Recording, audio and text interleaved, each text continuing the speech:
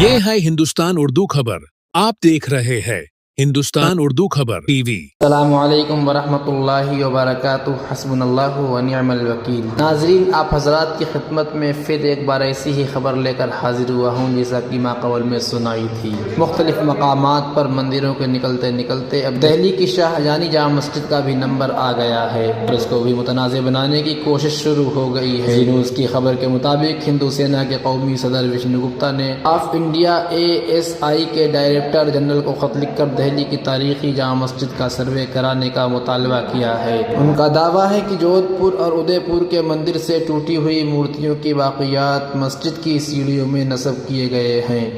ये मालूमात औरंगज़ेब की दरबारी तारीख से मुताल्लिक़ किताब मासिर आलमगीर में दर्ज है, जिसे साक़ी मुश्ताक़ खान ने तहरीर किया था। विष्णु गुप्ता ने बताया कि मासिर आलमगीर में लिखा है 24-25 मई 1689 को जोधपुर से वापस आने वाले खान जहां बहादुर ने बहुत से मंदिरों को तोड़ दिया था। उन मंदिरों के बुत बैलगाड़ियों में लाद कर दिल्ली भेजे गए थे, जिससे औरंगज़ेब बहुत खुश हुआ था। गुप्ता का कहना है कि इन मुजस्समों की बाक़ियात को जामा मस्जिद की सीढ़ियों में इस्तेमाल किया गया था। इसको साबित करने के लिए उसे SI का सर्वे कराना ज़रूरी है। अल्लाह ताला से दुआ है कि अल्लाह ताला तमाम मसाजिद की, मकातिब की, खानकाहों की हिफाजत फरमाए।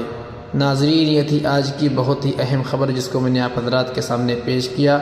दौर हाजिर की तमाम ताज़ा तरीन खबरों को सुनने के लिए जुड़े रहिए हिंदुस्तान उर्दू खबर के साथ।